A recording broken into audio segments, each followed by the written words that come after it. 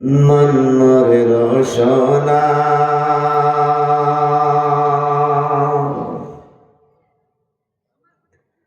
মন মোরে রোশনা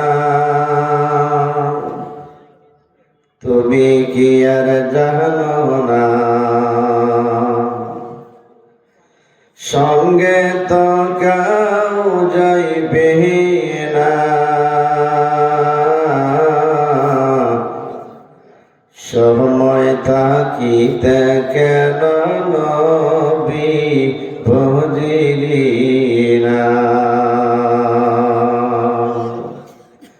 সময় থাকিতে কেন নবী বুঝিল না অমান্যর রহস্যনা অমান্যর রহস্যনা তুমি কি আর জানো না সঙ্গে তো কাহাও যাইবে না সময় থাকিতে কেন নবী বুঝিল না এই দেখার মূল্য নাই মরে গেলে থাকবে তাই এই দেখার মূল্য নাই মরে গেলে থাকবে তাই প্রাণ বায়ু সারিয়া যাইবে নদীর পারে হইবে বাসন্তী ইমকালে নদীর পারে হইবে বাসন্তী ইমকালে অমন মোরের সহনা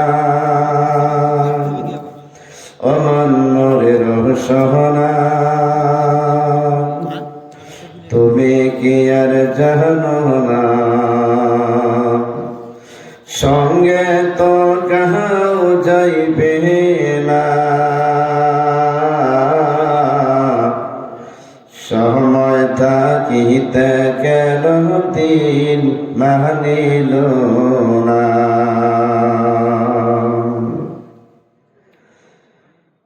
পিতা মাতা সদর ভাই এলাই আছে এলাই নাই পিতা মাতা সদর ভাই এলাই আছে এলাই নাই সবাই তো সারিয়া যাইবে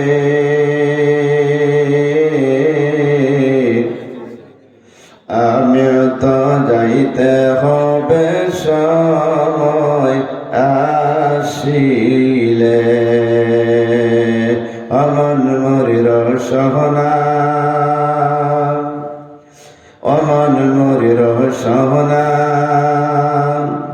তুমি কি আর জানো না সঙ্গে তো কাউ যাইবে না সময় থাকিতে কেন আল্লাহ ডাকিল না সময় থাকিতে কেন আল্লাহ ডাকিল না অমন মরির সহনা অমন মরির সহনা তুমি কি আর জানো না সঙ্গে তো কাউ যাইবে না সময় থাকিতে কেন আল্লাহ ডাকিল না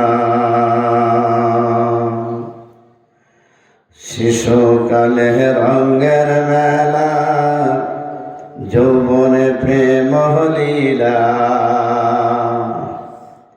শিশুকালে রঙের মেলা যৌবনে প্রেম লীলা শেষে হইল যাওয়ার পালা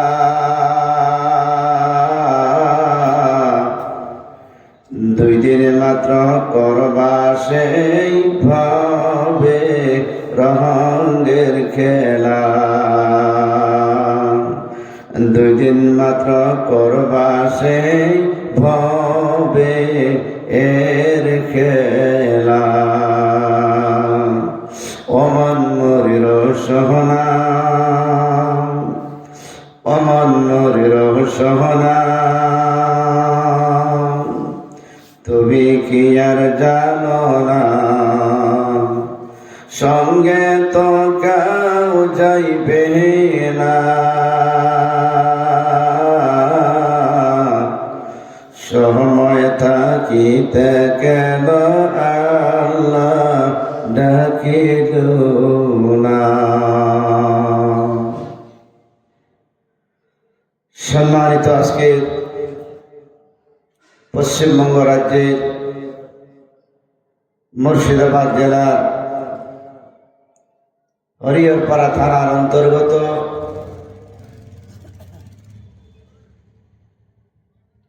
এই রামপাড়া এলাকায় অবস্থিত অত্র মাদ্রাসার উন্নতি কল্পে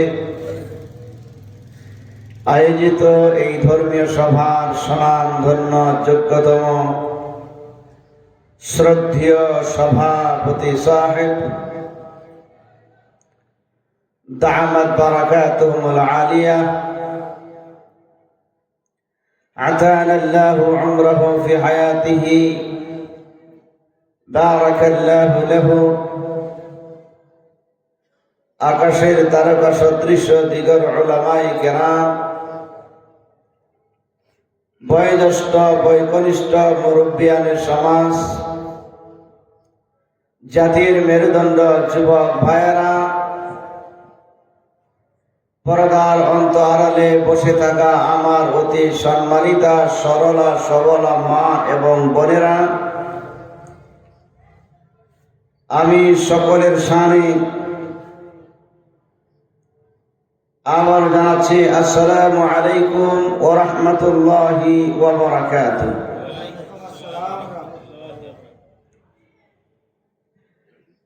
আলোচনার শুরুতেই মহান আল্লাহ সুবহানাহু ওয়া তাআলার দরবারে লাখ কোটি শুকরিয়া জ্ঞাপন করছি যে মহান আল্লাহ সুবহানাহু ওয়া তাআলা আমাদেরকে এই জান্নাতি বাগানে আসার এবং বসার সুযোগ করে দিয়েছেন। আমরা সেই আল্লাহর দরবারে শুকরগুজার হচ্ছি। আমরা সকলে উচ্চ কণ্ঠে একবার পড়ছি আলহামদুলিল্লাহ। তৎসঙ্গে শান্তির ধারা প্রবাহিত হোক গোটা বিশ্বের মানবতার প্রতীক, মানবতার মুক্তির দূত, মানবতার কান্ডারি সাইয়্যিদুল মুরসালিন আশরাফুল আম্বিয়া খাতামুন নবিয়্যিন ইমামুল মুরসালিন শফিউল মুজনিবিন মদিনার দুলাল মা আমিনার লাল নবী মুহাম্মদ রাসূলুল্লাহ সাল্লাল্লাহু আলাইহি ওয়াসাল্লামের প্রতি। বন্ধুগণ, আমি কোরআনে কারীমের 30তম পারা থেকে ছোট্ট একখানা সূরা সূরাতুল আসর আপনাদের সামনে তিলাওয়াত করেছি এবং আহাদিসে নববিয়া থেকে দুখানা হাদিস শরীফা আপনাদের সামনে পাঠ করেছি। ইহার মাধ্যমে সংক্ষিপ্ত আলোচনা করব ইনশাআল্লাহ। বন্ধুগণ, আপনারা জানেন আল্লাহ সুবহানাহু ওয়া তাআলা আমাদেরকে যত দয়া করেছেন সেই দয়া সমূহের মধ্যে এক বৃহত্তম দয়া হচ্ছে আল্লাহ আমাদের জন্য কোরআন নাযিল করেছেন। এটি আল্লাহর একটা বিশাল দয়া। এবং এই কোরআন এমনই একখানা বই, যে বইখানা আল্লাহ তাআলা পবিত্র জবান, আল্লাহর পবিত্র জবান হচ্ছে কোরআন। আল্লাহর কথা, আল্লাহর বলি, এগুলি আল্লাহর কথা। আমরা জানি আল্লাহ তাবারক ওয়া তাআলা আমাদেরকে সৃষ্টি করেছেন জমিনে একটি বৃহত্তর উদ্দেশ্যকে সামনে রেখে। সে উদ্দেশ্যটা আমার আল্লাহ ব্যাখ্যা করেছেন, কোরআনের মধ্যে উল্লেখ করেছেন। মহান আল্লাহ বলেন, মা খালাকতুল জিন্না ওয়াল ইনসা ইল্লা লিয়াবুদুন। আমি মানুষ এবং জিন জাতিকে সৃষ্টি করেছি কেবলমাত্র, শুধুমাত্র আমি আল্লাহ রাব্বুল আলামিনের ইবাদত করার জন্য, আমি আল্লাহ রাব্বুল আলামিনের গোলামি করার জন্য, তাওহীদ প্রতিষ্ঠার জন্য। এবার যে উদ্দেশ্যে আল্লাহ আমাদের সৃষ্টি করলেন, এই উদ্দেশ্যকে যদি আমরা সফল করি, তাহলে আমার আল্লাহর বিন্দু পরিমাণের লাভ হবে না, যত লাভ আমাদেরই থেকে যাবে। আর এই উদ্দেশ্য যদি আমরা সফল না করি, মহান আল্লাহ রাব্বুল আলামিনের বিন্দু পরিমাণের লস হবে না, যত লস, যত লোকসান আমাদেরই হবে। এবার এই জমিনের মধ্যে মানুষ কিভাবে আল্লাহর ইবাদত করবে, আল্লাহর দাসত্ব করবে, আল্লাহর গোলামি করবে, এই জন্য আল্লাহ তাআলা কোরআন নামক এই দৌলত দিয়ে তার হাবিবকে জমিনের মধ্যে এই কোরআনটাকে দেখিয়ে দেওয়ার জন্য পাঠিয়েছেন। জোরে কোন সুবহানাল্লাহ। আল্লাহ রাব্বুল আলামিনের হাবিব কোরআনে কারীমের প্রত্যেকটি কথাকে ব্যাখ্যা করে জমিনে বাস্তবায়ন করে তিনি আমাদেরকে দেখিয়েছেন। তিনি আমাদের জন্য হচ্ছে উন্নত মানের আদর্শ। লাকাদ কানা লাকুম ফি রাসূলিল্লাহি উসওয়াতুন হাসানা। উত্তম চরিত্রের আধার হচ্ছেন আমাদের নবী মুহাম্মদুর রাসূলুল্লাহ সাল্লাল্লাহু আলাইহি ওয়াসাল্লাম। তিনি কোরআন দিয়ে গোটা পৃথিবীর মানুষকে আল্লাহ রাব্বুল আলামিনের হুকুম প্রতিষ্ঠার মাধ্যমে সুন্দর পথ দেখিয়েছেন আর জানিয়ে দিয়েছেন। আল্লাহ তাবারক ওয়া তাআলা কোরআনে বলেন, ফামান তাবিয়া হুদায়া ফালা খাউফুন আলাইহিম ওয়ালা হুম ইয়াহজানুন।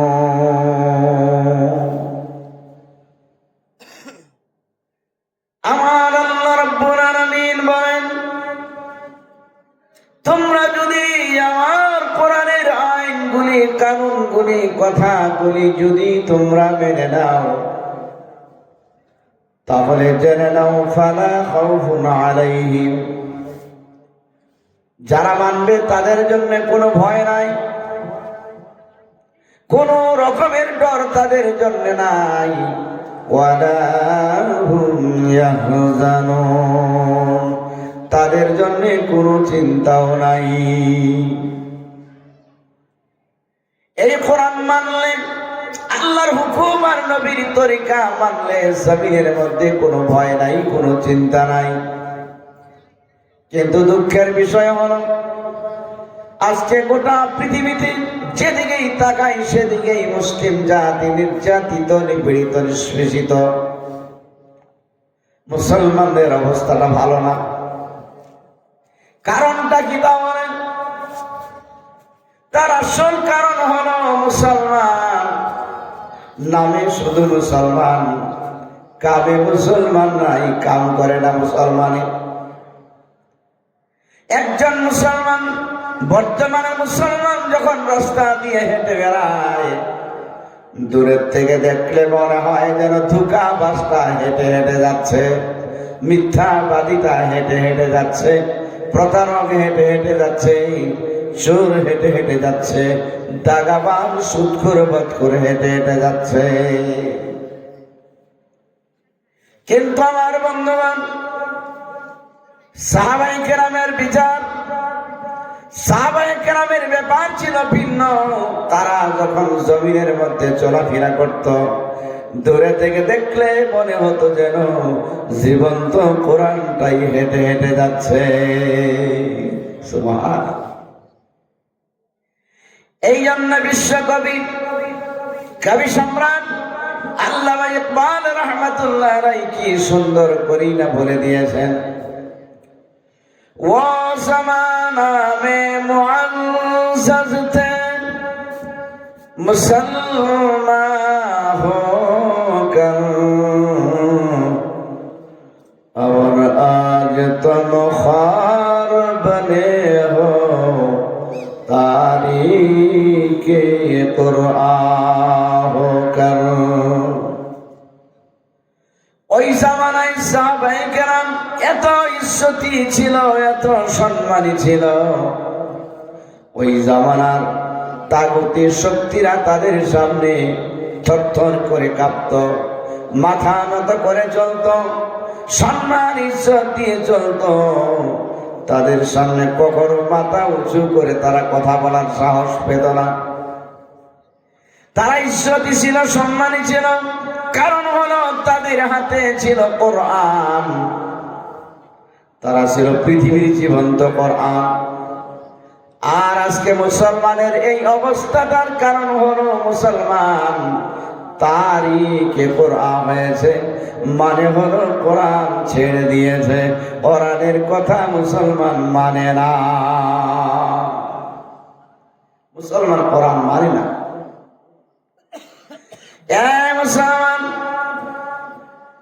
এখনো সময় আছে, আমরা যদি কোরআনের দিকে ফিরে আসি, আল্লাহ রাসূলের তরিকার দিকে যদি আমরা ফিরে আসি, আমার আল্লাহ আমাদের জন্য এই জমিনেও সম্মানের বিছানা বিছাবে, পরকালেও আল্লাহ আমাদেরকে মাফ করে দিবে। অবশ্যই সম্মানের বিছানা বিছাবে। মুসলমানেরা, রাত গভীর হয়ে গেছে, বেশি আলোচনা করব না, সময় যেহেতু কম। দু একটি কথা আপনাদের সামনে উত্থাপন করতে চাই। আমার আল্লাহ যদি তৌফিক দেয়, দু একটি কথা বলবো, আপনারা অন্তরটাকে নরম করে দিয়ে শুনবেন।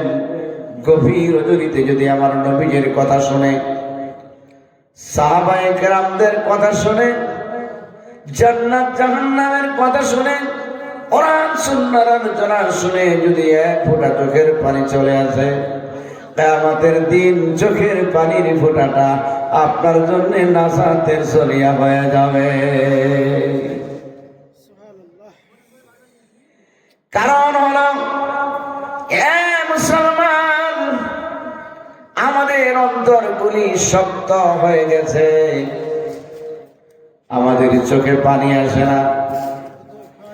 আপনার চোখে যদি আল্লাহর ভয়ে পানি না আসে, জাহান্নামের ভয়ে যদি পানি না আসে, আমার নবীর ভালোবাসায় যদি পানি না আসে, সাহাবায়ে কেরামদের বেদনার কথা শুনে যদি আপনার চোখের কোণায় যদি পানি না আসে, আপনি জেনে নেবেন আপনার ভিতরে ঈমান নাই। ঈমান না। কারণ যেই চোখ দিয়া আপনার পিতা মারা গেলে চোখ দিয়ে পানি বের হয়, আপনার মা মারা গেলে চোখ দিয়ে পানি বের হয়, হয় কিনা বলেন? আপনার সন্তান মারা গেলে চোখ দিয়ে পানি বের হয়, আপনার স্ত্রী মারা গেলে চোখ দিয়ে পানি বের হয়, আপনার স্বামী মারা গেলে চোখ দিয়ে পানি বের হয়। কিন্তু আমার নবীজির দুঃখের কথা শুনলে চোখের পানি আসে না, তাইলে বোঝা গেল ঈমান নাই, নবীর ভালোবাসা নাই। যদি জানতাম মা বাবার মৃত্যুর খবরেও চোখের পানি আসে না, ওদের সন্তান মেরে মারা গেলেও চোখের পানি আসে না, লক্ষ কোটি টাকা লস হয়ে গেলেও চোখের পানি আসে না, তাইলে ভিন্ন কথা। এইগুলি ক্ষেত্রে চোখের পানি আসে, কিন্তু যখন নবীজির মহব্বত, নবীজির দুঃখের কথা, সাহাবাদের দুঃখের কথা, কবর হাসরের কথা শুনলে যদি আপনার কলিজায় টান না লাগে, কলিজায় যদি আপনার বেদনার তৈরি না হয়, আপনি বুঝতে হবে আপনার অন্তরটা ঈমান থেকে খালি হয়ে গেছে, আপনার অন্তরটা মরুভূমি হয়ে গেছে। এ মুসলমানেরা, আমার মহান আল্লাহ রাব্বুল আলামিনের কাছে দুইটা ফোঁটা হলো উত্তম, দুইটা ফোঁটা আল্লাহর কাছে অত্যন্ত ভালো। এর মধ্যে একটা ফোঁটা হয়েছে আল্লাহর বান্দা যখন এই জমিনের মধ্যে আল্লাহর ভয়ে, নবীর মহব্বতে, সাহাবাদের মহব্বতে, এই জমিনের মধ্যে আল্লাহ প্রেরিত দ্বীনকে কায়েম করার জন্য তারা তাদের জান দেয়, তাদের রক্তের ফোঁটা বেয়ে যায়। এই রক্তের ফোঁটা আমার আল্লাহ রাব্বুল আলামিনের দরবারে অত্যন্ত উত্তম। শহীদের রক্তের ফোঁটা আল্লাহর কাছে প্রিয়। এ মুসলমান, শহীদের রক্তের ফোঁটা আল্লাহর কাছে অত্যন্ত ভালো। কারণ শহীদ যখন, কোনো ব্যক্তি যখন শহীদ হয়ে যায়, শহীদের লাশটা মাটিতে পচে না, শহীদের লাশ এই মাটি ভক্ষণ করতে পারে না। ইহাতকে শহীদের শরীরের মধ্যে যে রক্তগুলি লেগে থাকে, এই রক্তগুলি পর্যন্ত মাটি খেতে পারে না। সুবহানাল্লাহ। ইতিহাস সাক্ষী আমরা জানি, এখনো পর্যন্ত অনেক সময় আমরা খবর শুনতে পাই, পৃথিবীর বিভিন্ন প্রান্তে মাটি খনন করতে গিয়ে মানুষের লাশ পাওয়া যায়। লাশের মধ্যে রক্ত, বল্লমের আঘাত, ছুরির আঘাত, তরবারির আঘাত, এই আঘাতের ফলে তাদের শরীর থেকে রক্ত প্রবাহিত শুরু হয়েছিল, যার কারণে তারা ইন্তেকাল করেছে। ওই রক্তগুলি যেন এখন পর্যন্ত তাজা, এখন পর্যন্ত যেন রক্তগুলি প্রবাহিত। সুবহান। এই জন্য বলা হয়েছে, যারা শহীদ হয়ে যায় তারা বিনা হিসাবে আল্লাহ রাব্বুল আলামিনের জান্নাতে চলে যায়, তাদের কোনো রকমের প্রশ্ন করা হয় না। শহীদদের বিশাল মর্যাদা, এই জন্য শহীদের রক্তের ফোঁটা আল্লাহর কাছে উত্তম। আরেকটা ফোঁটা হলো, আল্লাহর বান্দা যখন আমার আল্লাহর সামনে যখন চোখের পানি ফেলে দেয়, আল্লাহ গো তুমি মহান, তুমি শ্রেষ্ঠ, সব কিছুর মালিক হয়েছে তুমি, তুমি হচ্ছে স্রষ্টা, আর আমরা সবাই তোমার সৃষ্টি। কিন্তু আল্লাহ এমন নাফরমান হয়েছি, তোমার দাসত্ব করা ভুলে গিয়েছি, তোমার গোলামি করতে পারি না। জমিনের মধ্যে পথ চলতে গিয়ে শয়তান ধোঁকা দেয়, শয়তানি রাস্তা থেকে শয়তানি রাস্তায় আমাদের নিয়ে যায়।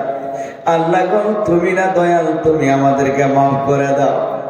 এমন করে কোন আল্লাহর বান্দা যদি আল্লাহর দরবারে তওবা করে চোখের পানি যদি ছেড়ে দেয়, হাদিসে কুদসিতে আসছে, আমার আল্লাহ রাব্বুল আলামিন ওই বান্দার সামনে হাজির হয়ে যায়, আল্লাহর কুদরতে হাত দিয়া বান্দার চোখের পানিগুলি মুছে আর বলে, এ বান্দা আর কাঁদিও না রে বান্দা, আমি তোমার জীবনের গুনাহ মাফ করে দিয়েছি।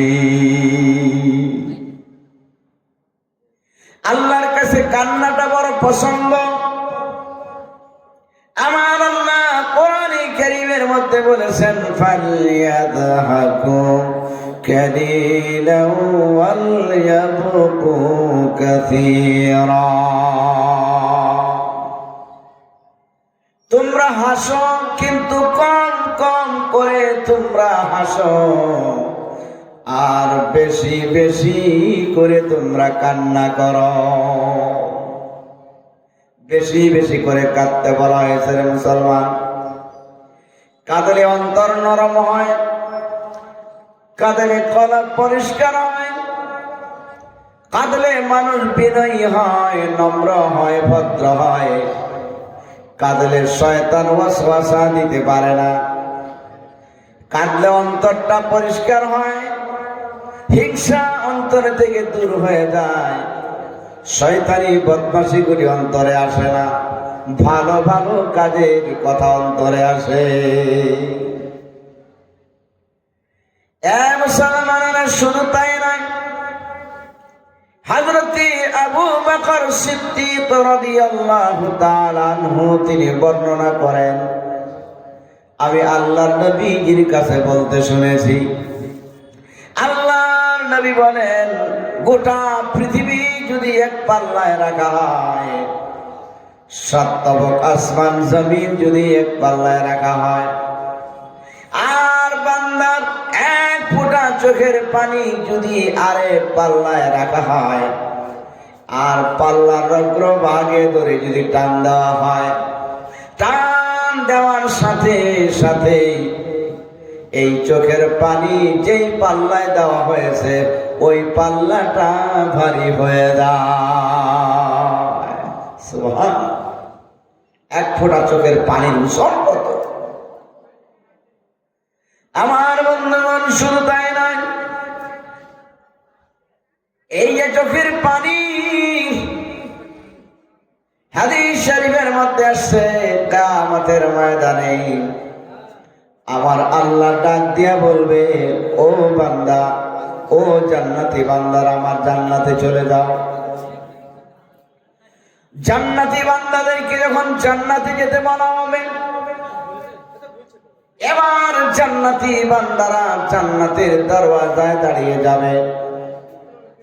আমার আল্লাহ বলবে, জান্নাতি বান্দারা জান্নাতের দরওয়াজার সামনে কেন দাঁড়ায় আছো? ভিতরে প্রবেশ করো, কারণ আজকে তোমরা জান্নাতের বাইরে থাকবে, তোমরা জান্নাতি। এটা আমার কাছে মোটেও পছন্দ নয়, আমার কাছে ভালো লাগে না। যাও যাও, আমার জান্নাতের ভিতরে প্রবেশ করো। জান্নাতি বান্দা ডাক দিয়া বলবে, আল্লাহ, ও রব্বুল আলামিন, ও মাওলা, আজকে মুসিবতের সময়, বিপদের সময়, আজকে বিপদের সময়, এই মুসিবতের সময় আমি জান্নাতি বলে তুমি ঘোষণা দিয়েছ, আমাকে তুমি জান্নাতে প্রবেশ করতে বলেছ, কিন্তু আল্লাহ বলে দাও, আমার জনম দুঃখিনী মা আজকে কোথায়? আমার যেই মা 10 মাস 10 দিন গর্ভে ধারণ করে মা অত্যন্ত কষ্ট করেছে, আজকে আমার সেই জনম দুঃখিনী মা কোথায়? যেই মা আমাকে গর্ভে ধারণ করে যখন মা ঘুমিয়েছিল, মা সারাদিন খেতে পারে নাই, সামান্য হালকা খেয়ে শীতের রাতে মা ঘুমিয়েছে।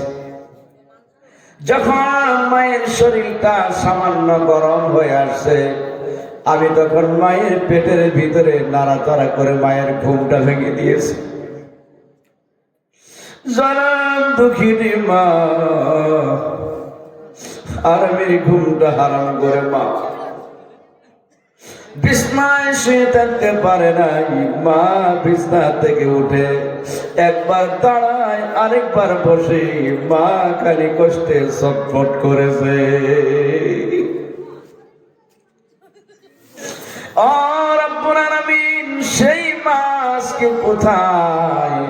ওই মাকে না দিলে তোমার জান্নাতে যাব না।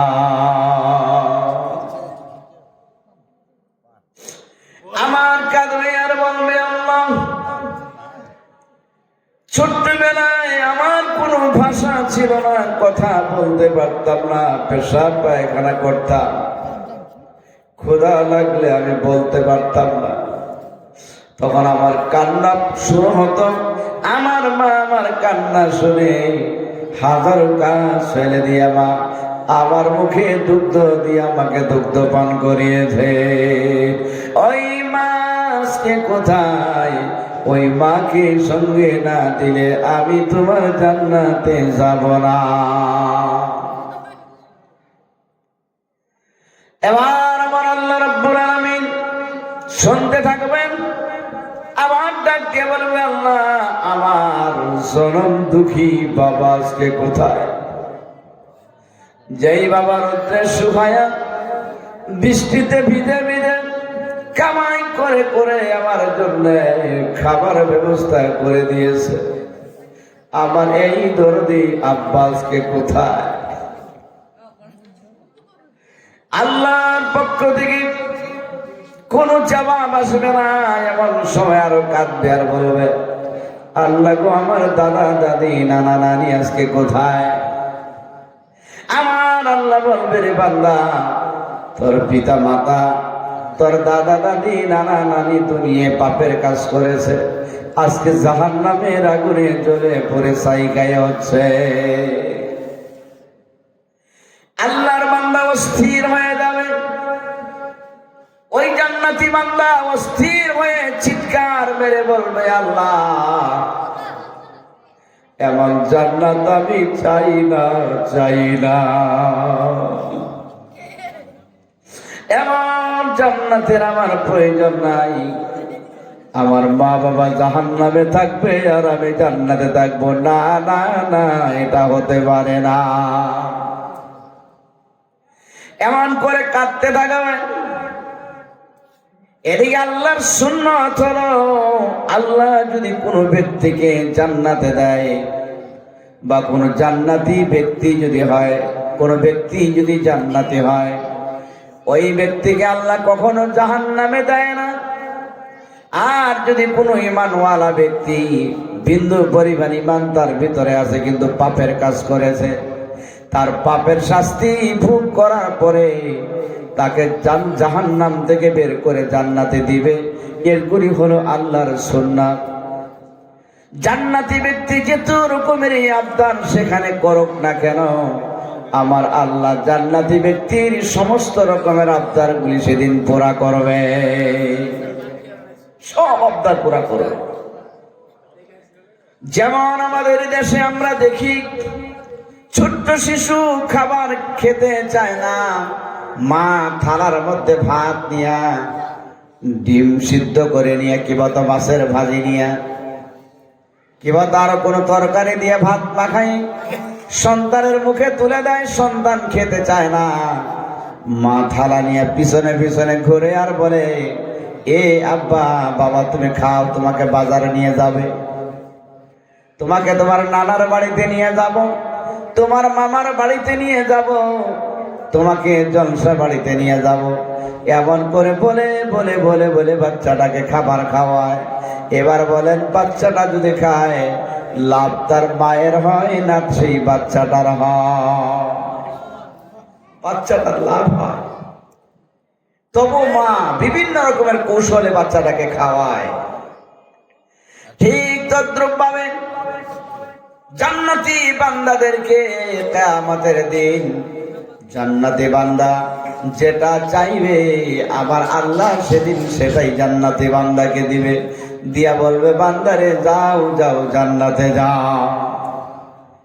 এবার জান্নাতি বান্দাটা যখন চিৎকার মারবে, আমার আল্লাহ বলবেন, জান্নাতি বান্দা যাও তুমি জাহান্নামে প্রবেশ করিয়া তোমার পিতামাতা, তোমার আত্মীয় স্বজন যাদেরকে তুমি চাও জাহান্নাম থেকে বের করে, তুমি তাড়াতাড়ি করে তাদেরকে জান্নাতে নিয়ে যাও।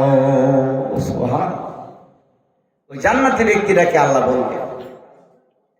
এমন সময় জান্নাতি ব্যক্তি বলবে, আমি কেমন করে জাহান্নামে ঢুকবো, আমি তো জ্বলে পড়ে ছাই খাই হয়ে যাব। আমার আল্লাহ বলবেন, এই যে সামান্য পানি তোমাকে দেওয়া হলো, পানিটা তুমি লাগাও শরীরের মধ্যে, তুমি শরীরের পানিটা মাখাও। সঙ্গে সঙ্গে ওই ব্যক্তি ওই পানিটা শরীরের মধ্যে মাখাবে, আর জাহান্নামের ভিতরে ঢুকে যাবে। জাহান্নামের ভিতরে গিয়ে দেখবে বাবা মা জ্বলতেছে। ওই জান্নাতি ব্যক্তির অন্তরটা নরম হয়ে যাবে। দেখতে পাবি দাদা দাদি নানা নানি আগুনের মধ্যে জ্বলতেছে, তার মনটা ভেঙে যাবে। এবার সবাইকে টেনে টেনে জাহান্নাম থেকে বের করবে। পিতা মাতা আত্মীয় স্বজন জাহান্নাম থেকে যখন বের করবে, কিন্তু তাদের শরীরে জাহান্নামের পুরানোর গন্ধ কিন্তু দূর হবে না, গন্ধ করতে থাকবে। ওই জাহান্নামীদের শরীর থেকে জাহান্নামের পুরানো গন্ধ বেরোবে।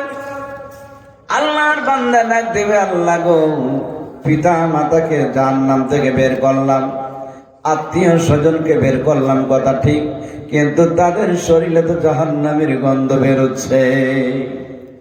আমার আল্লাহ বলবেন, ফেরেশতারা যাও, আমার জান্নাতি পানির দ্বারা ওই জাহান্নাম থেকে বের করা লোকদেরকে গোসল করিয়ে দাও। ফেরেশতারা গোসল করিয়ে দিবে, তাদের শরীর থেকে পুরা গন্ধ দূর হয়ে যাবে। সুবহান। বন্ধুগণ আমার, সংক্ষিপ্ত আকারে আমি কিছু আলোচনা আপনাদেরকে শোনাচ্ছি বন্ধুগণ। এবার ওই ব্যক্তিটাকে আমার আল্লাহ বলবে, এ আমার বান্দা, এখন তুমি তাদেরকে জাহান্নাম থেকে বের করলা, এদেরকে নিয়ে আমার জান্নাতে চলে যাও। ওই ব্যক্তি বলবে, আল্লাহ আমি তোমার জান্নাতে যাব, তবে একটা কথা, এই কথার জবাব যদি, এই কথার পরিচয় যদি তুমি না দাও, ওয়াদা দিলাম কোনদিন তোমার জান্নাতে যাব না। আবার বায়না ধরবে। আমার আল্লাহ বলবেন,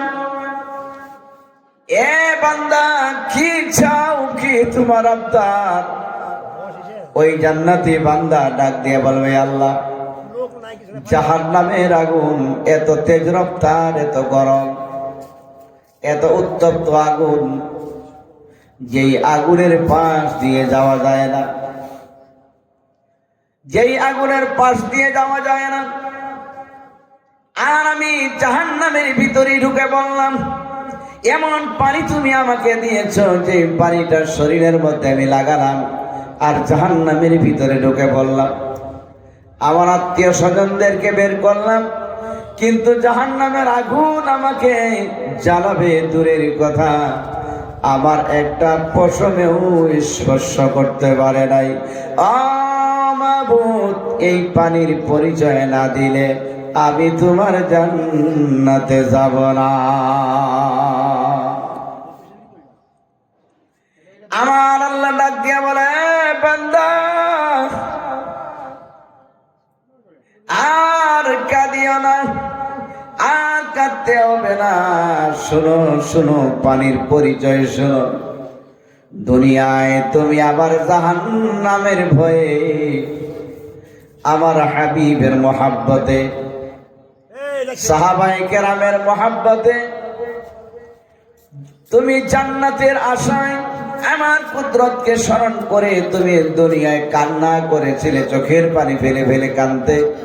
আমি সেই চোখের পানিগুলি নষ্ট করি নাই রে বান্দা, ওই পানিগুলি আমি জমা করে রেখেছি, যেগুলি তোমার বিরাট কল্যাণে আসছে। একটু জোরে বলেন সুবহানাল্লাহ।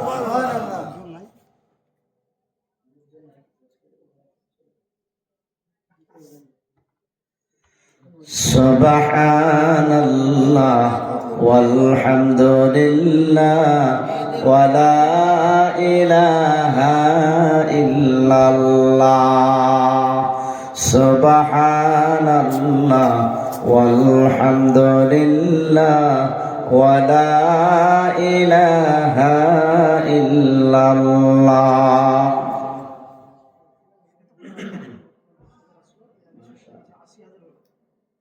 आए मेरे महबूब का दीवाना बना दे,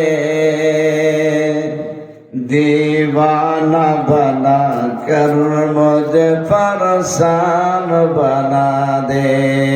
सुबहानल्लाह আলহামদুলিল্লাহ ওয়া লা ইলাহা ইল্লাল্লাহ। একটু তাকবীর, লিল্লাহি তাকবীর। আয় আল্লাহ তাআলা, গভীর রজনীতে দেখো মাদ্রাসার প্রাঙ্গণে, জালসার ময়দানে তোমার বান্দিরা আরামের ঘুম হারাম করে দিয়েছে।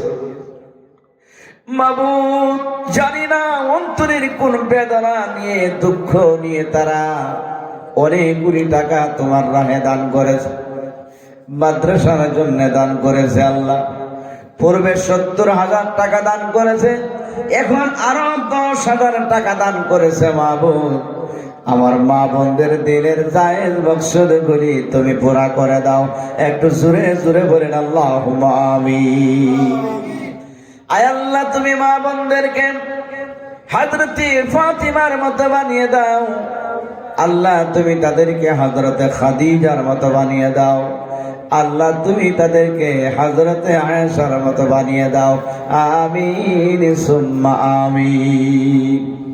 আল্লাহ, তুমি তাদের ঘরে বরকত দাও। আল্লাহ, তারা যেন স্বামীর খিদমত করতে পারে তৌফিক দাও, শ্বশুর শাশুড়ি খিদমত করতে পারে তৌফিক দাও। আয় আল্লাহ, তারাও যেন সুখে সংসার করতে পারে তৌফিক দাও। আল্লাহ, তুমি তাদেরকে মক্কা মদিনার জিয়ারত নসিব করে দাও। আল্লাহ, আল্লাহ তুমি খালি ফিরত দিও না। আমিন সুম্মা আমিন।